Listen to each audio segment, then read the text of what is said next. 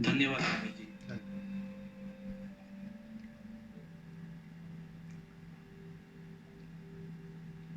धनेश्वरी आइए। प्रणाम स्वामी जी। प्रणाम स्वामी जी। प्रणाम प्रणाम। बोलिए। हाँ स्वामी जी। स्वामी जीवन बोध मुंबई से है। एक ओशो जी का कहना है, जिस व्यक्ति के मन में भीतर गहरे में सब तरफ परमात्मा की स्वीकृति आ जाती है, उसे सारे जगत की सारी शक्तियां सहयोगी हो जाती है। इसका मतलब समझाइए। बिल्कुल।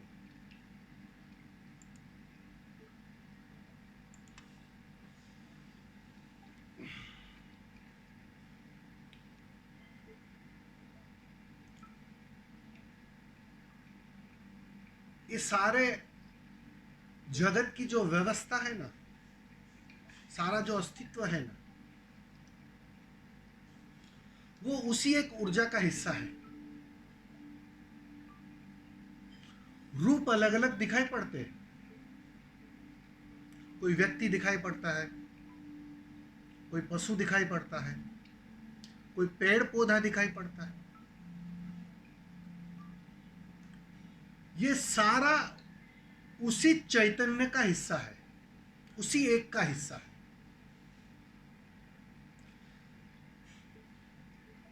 एक मनुष्य भर है जो अपने इस चैतन्य के स्वभाव से कहीं दूर छिटक गया है, कहीं दूर चला गया है। यही उसकी पीड़ा है, यही उसका संताप है। तुम्हारे जीवन में अगर पीड़ा है, बेचैनी है, तो इस भ्रांति में मत आना कि धन की कमी है इसलिए बेचैनी है,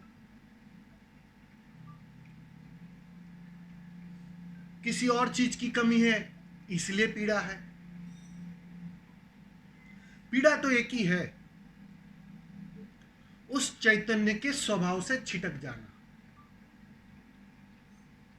और चारों तरफ ये जो चैतन्य का ढेर है, ये चैतन्य की हवा है, वो तुम्हें अपने रंग में रंगना चाहती है। वो चीख चीख कर कहती है, पुकार पुकार कर कहती है कि कहां गलत दिशा में उलझ गए हो, कहां इस अहंकार के जाल में फंस गए हो। तुम हो नहीं, बस झूठी मान्यता, और चूक गए, स्वभाव से थोड़े दूर छिटक गए और पीड़ित हो, दुखी हो। तो ये सारा संसार, ये सारा अस्तित्व, ये कण कण तुम्हें मुक्त करने के लिए संलग्न है, बेचैन है। ये सारे बुद्ध जिस करुणा की बात कर रहे हैं, ये सारे जानने वाले जिस करुणा को बिखराना चाहते हैं, क्या है वो करुणा? कि भैया तुम मेरे जैसे हो जाओ। कहां गलत दिशा में पीड़ित और दुखी हो रहे हो? ये आश्चर्य नहीं लगता तुम्हें कि जैसे ही बुद्धत्व घटता है, करुणा फूटने लगती है, बाढ़ आने लगती है, एक गहन चाह भर जाती है। जो बिना चाह के मुक्ति को उपलब्ध हुआ, बहुत मजे की बात है, ये समझने जैसी बात है। जो अचाह को उपलब्ध हुआ तभी घटना घटी, जिसके अंदर कोई मांग नहीं थी तभी बात बनी, और जैसे ही बात बन गई, एक गहन चाह खड़ी हो जाती है, एक गहन तड़प खड़ी हो जाती है कि अब इसे बांटो। जो कोई गलत दिशा में है उसे रास्ता दो, उसे याद दिलाओ, अपने स्वभाव की याद दिलाओ। लग जाता है वो, बिल्कुल उसी काम पर लग जाता है। अस्तित्व उससे काम लेना शुरू कर देता है। उसका एक एक पल जीवन का बांटने में और तुम्हें निखारने में लग जाता है। ये सच बात है, सारे बुद्धों के साथ ये बात बनती है। क्या संकेत दे रहा है, ये क्या घोषणा कर रहा है कि यहां करुणा सहज फलित होती है। तो ये अस्तित्वगत सारी ऊर्जा तुम्हें उसी अनुभव के लिए प्रेरित कर रही है, तुम्हें धक्का दे रही है, समाधि तुम्हें खींच रही है, पुकार रही है पल पल, और तुम कहीं और उलझे हो, वस्तुओं में, ठीकरों में, गलत दिशा में, और वो पीड़ित हो रहे हैं। तुम्हारे लिए वो पीड़ित हो रहे हैं कि इस पल में जिस आनंद को मैं जी रहा हूं, यह व्यक्ति भी उस आनंद को जी सकता था, लेकिन कहां उलझा है? इन रंगीन कंकर पत्थरों में। मैं कोहिनूर देने की कोशिश कर रहा हूं और कहां उलझ जाते हो तुम? उस ठीकरों में। यह पीड़ा है उनकी। ये पीड़ा कहां से आई? यह अस्तित्वगत पीड़ा है।